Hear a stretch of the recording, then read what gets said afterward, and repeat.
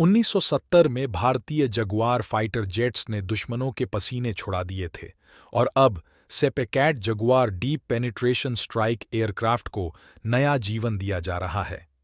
भारतीय वायुसेना लड़ाकू विमानों के लिए नई पीढ़ी की क्लोज कॉम्बैट मिसाइलों को अपने बेड़े में शामिल कर रही है ताकि दुश्मनों के खेमे में विनाश लाया जा सके, और इसी कड़ी में जगुआर को अपग्रेड किया जाएगा। जगुआर फाइटर जेट्स का संचालन वर्तमान में सिर्फ भारतीय वायुसेना ही करती है और इसे अपग्रेड कर पुनर्जीवित किया गया है और नए तरीकों से हमले करने के लिए इसमें नेविगेशन एवियोनिक्स शामिल किया गया है। भारतीय वायुसेना ने जगुआर फाइटर जेट्स को नई पीढ़ी की मिसाइलों से लैस करने के लिए डिफेंस इंडस्ट्री के प्लेयर्स से प्रस्ताव मांगे हैं। इन मिसाइलों को विमान के नए display attack ranging, inertial navigation I, DARIN I, avionics और हेलमेट माउंटेड डिस्प्ले के साथ अटैच किया जाएगा। जगुआर में लगाने के लिए यूरोपीय फर्म एमबीडीए की advance short range air to air missile ASRAAM के रूप में की गई, जो एक फ्रांसीसी मिसाइल है। यूरेशियन टाइम्स की एक रिपोर्ट में भारतीय वायुसेना के अधिकारी ने कहा है कि IIR इमेजिंग इंफ्रारेड सबसे एडवांस IR मिसाइल है। जब IR मिसाइलें निष्क्रिय होती हैं तो लक्ष्य के बारे में कोई जानकारी नहीं होती है। हेलमेट माउंटेड साइटिंग डिस्प्ले के साथ पायलट विमान को उस तरफ घुमाए बिना ही लक्ष्य की ओर देखने के लिए मिसाइल हेड को संकेत दे सकते हैं।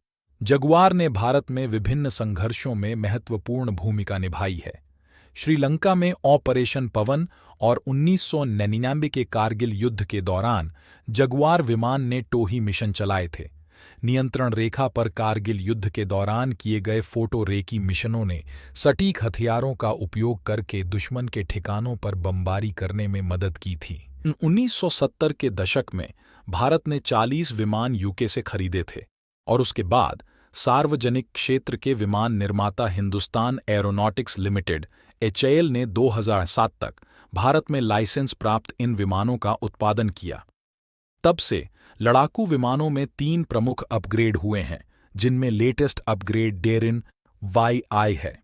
डेरिन थ्री में एक open system architecture mission computer, multi functional display, एक इंजन और फ्लाइट इंस्ट्रूमेंट सिस्टम, एक नया फायर कंट्रोल रडार, एक जियोडेटिक ऊंचाई सुधार प्रणाली और उपग्रह नेविगेशन के साथ एक जड़त्वीय नेविगेशन प्रणाली शामिल है।